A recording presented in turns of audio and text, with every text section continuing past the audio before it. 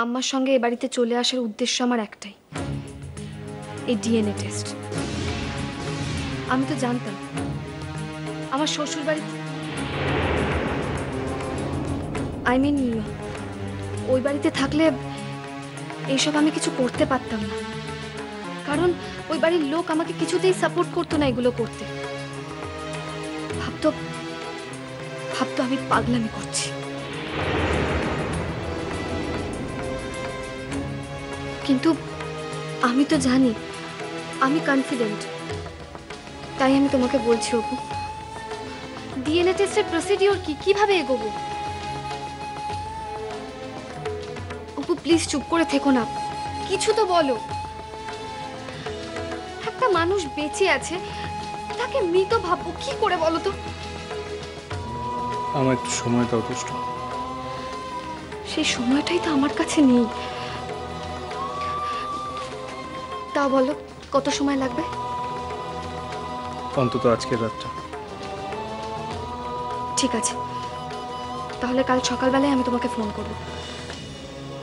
কিন্তু অপু একটা কথা, তুমি যদি আগের বারের মতো আমার বিপদের কথা ভেবে মাম্মাকে সবকিছু জানিয়ে দাও,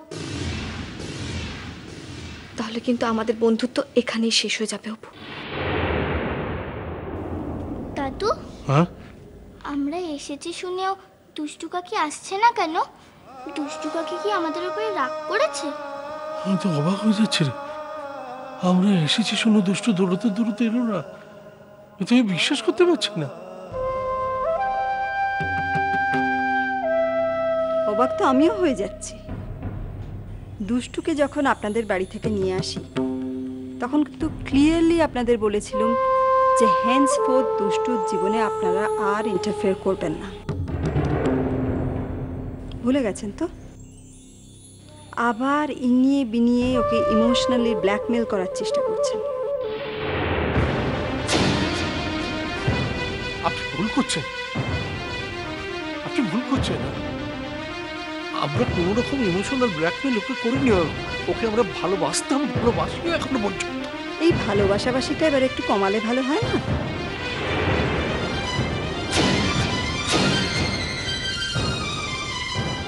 দেখুন, আমাদের মধ্যে এই ব্যাপারে একটা ক্লিয়ার আন্ডারস্ট্যান্ডিং হয়ে যাওয়া উচিত। আন্ডারস্ট্যান্ডিং? Yes, clear understanding. আমি বুঝতে পারছি আপনাদের অভাবের সংসার, মানে আপনাদের ছেলেরা যা রোজগার করে সেটা তো যৎসামান্য, দিন আনি দিন খাই এরকম অবস্থা। যদি বা রাজা 2-4 পয়সা একটু রোজগার করছিল, সেই রাজাও নেই। রাজার বদলে তারপরে দুষ্টু টিউশন করে আপনাদের সংসারে টাকা দিচ্ছিল, সেই দুষ্টুও চলে এসেছে। সোনা ডিম পাড়া হাঁসটা হাতছাড়া হয়ে যাচ্ছে। আপনি কি বলছেন? ঠিকই বলছি, দুষ্টু ছিল আপনাদের জীবনে সোনার ডিম পাড়া হাঁস। কিন্তু এখন তো দেখতে পাচ্ছেন দুষ্টু ওর জীবনটা নতুনভাবে শুরু করতে চায়। কাজে ওর মায়া ছাড়ুন, আপনাদের জন্য বরং একটা অন্য ব্যবস্থা করতে পারি। অন্য ব্যবস্থা? হ্যাঁ, আমার অনেকগুলো পুরনো কাজের লোক, তাদের বেশ মোটা মাইনে দিয়েই রাখা হয়েছিল, মানে এখন তারা বয়স হয়ে গেছে, কাজ করতে পারে না। তো অভি বলে তারা না খেতে পেয়ে মরবে,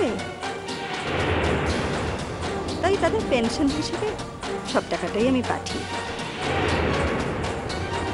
তাই দুষ্টু যে টাকাটা আপনাদের সংসারে দিত, এভরি মান্থ 1 তারিখে সেই টাকাটা আপনাদের সংসারে পৌঁছে যাবে।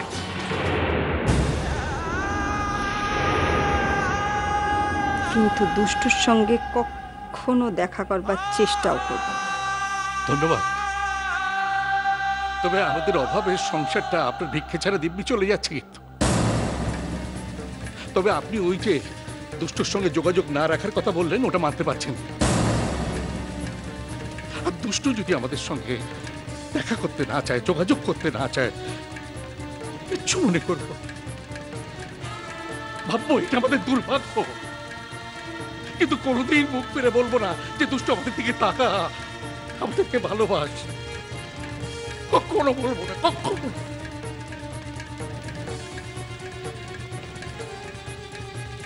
চলো টুসু। দুষ্টু কাকির সঙ্গে আর আমরা দেখা করতে পারবো না দাদু। অনেক রাত হয়ে গেছে। হ্যাঁ, অনেক রাত হয়ে গেছে। আপনি বুড়ো মানুষ, সঙ্গে আবার একটা বাচ্চা আছে। আপনারা বরং আসুন, আমি দুষ্টুকে বলে দেবো যে আপনারা দেখা করতে এসেছিলেন। এগিয়ে পড়াই ভালো। আর দেরি করবেন না, বেরিয়ে পড়ুন।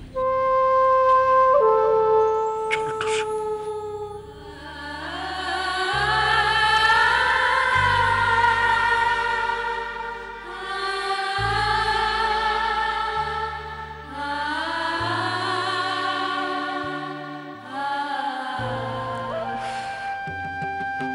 যেতে আর চাই না।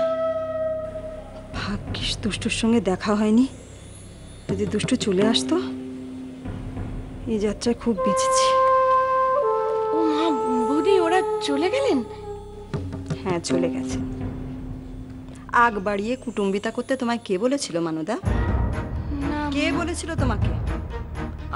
দেখো, কাকে খাতির করতে হবে কাকে করতে হবে না সেটা আমার ডিসিশন। একদম নাক গলাবে না, বুঝেছো? যাও, নিজের কাজে যাও।